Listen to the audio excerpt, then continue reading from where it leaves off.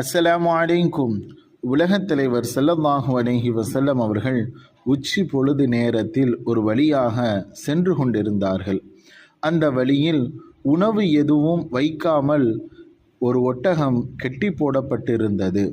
தமது வேலையை முடித்துவிட்டு திரும்பவும் அதே வழியாக ஸல்லல்லாஹு அலைஹி வஸல்லம் அவர்கள் வந்தார்கள். அப்பொழுதும் அதே இடத்திலே அந்த ஒட்டகம் அப்படியே கட்டப்பட்டிருப்பதை பார்த்து ஸல்லல்லாஹு அலைஹி வஸல்லம் அவர்கள் அந்த ஒட்டகத்தின் சொந்தக்காரரை அழைத்து, நீர் இந்த ஒட்டகத்திற்கு உணவு எதுவும் கொடுத்தீரா என்று கேட்டார்கள்.